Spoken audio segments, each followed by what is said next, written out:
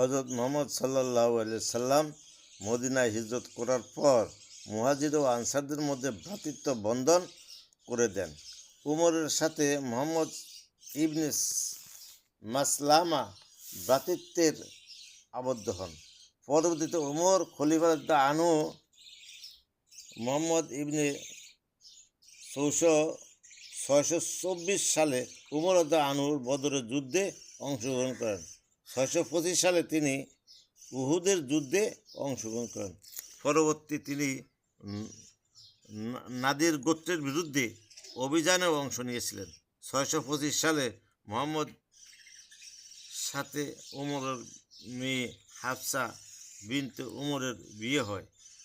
627 সালে তিনি বদরের যুদ্ধে এবং তার পরবর্তী বনু কুরাইজা গোত্রের বিরুদ্ধে অভিযানে অংশ নিয়েছিলেন। 628 সালে তিনি হুদায়বিয়ার সন্ধিতে অংশ নেন এবং সাক্ষী হিসাবে এতে স্বাক্ষর করেন। 628 সালে ওমর খাইবারের যুদ্ধে অংশ নিয়েছিলেন।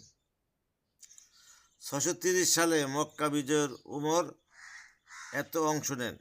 পরে হুনাইনের যুদ্ধ এবং তাইফ অবরোধের তিনি অংশ নিয়েছিলেন। আবু বকরের তাবুকের যুদ্ধে সাহায্য হিসেবে তিনি তার সম্পদের অর্ধেক দান করেছিলেন। বিদায় হজেও তিনি অংশ নিয়েছিলেন।